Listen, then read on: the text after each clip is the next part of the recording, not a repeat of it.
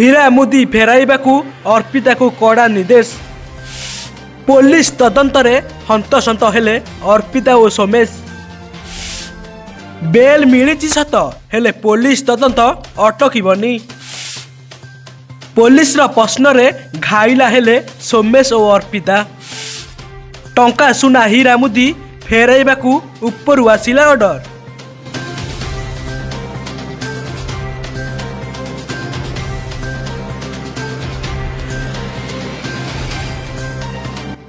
ହଁ ଦର୍ଶକ ବନ୍ଧୁ, ଖାଲି ଏକେଲା ଅର୍ପିତା ନୁହେଁ, ତାଙ୍କ ସହ ଅଛନ୍ତି ତାଙ୍କ ବିଏଫ୍ ସୋମେଶ ଶତପଥୀ।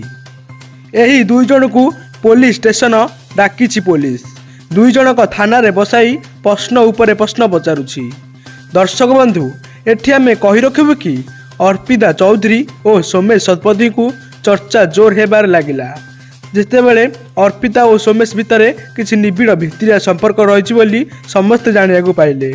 ସୋମେଶ ଶତପଥୀ ଚାହୁଁଥିଲେ ହ୍ୟୁମାନ ସାଗର ଠାରୁ ପ୍ରତିଶୋଧ ନେବା ପାଇଁ, ଆଉ ଯାହା ପାଇଁ ସେ ଅର୍ପିତା ଚୌଧୁରୀକୁ ରିୟୁଜ୍ କରିଥିଲେ। ଦର୍ଶକ ବନ୍ଧୁ, ଖାଲି ସେତିକି ନୁହେଁ, ଉଭୟଙ୍କର ବ୍ୟାଙ୍କ ଆକାଉଣ୍ଟ ମଧ୍ୟ ଯାଞ୍ଚ କରିଛନ୍ତି ପୋଲିସ କି ସେମାନେ କେତେ ଟଙ୍କାର ଅଧିକାରୀ, କେତେ ଟଙ୍କା ରଖିଛନ୍ତି, କେତେ ଗୀତ ଗାଇଛନ୍ତି, କେତେଟା ଷ୍ଟେଜ୍ ଶୋ କରିଛନ୍ତି, ଆଉ ଗୋଟିଏ ଷ୍ଟେଜ୍ ଶୋ କଲେ କେତେ ଟଙ୍କାର ହିସାବ କରିବାରେ ଲାଗିଛି ପୋଲିସ।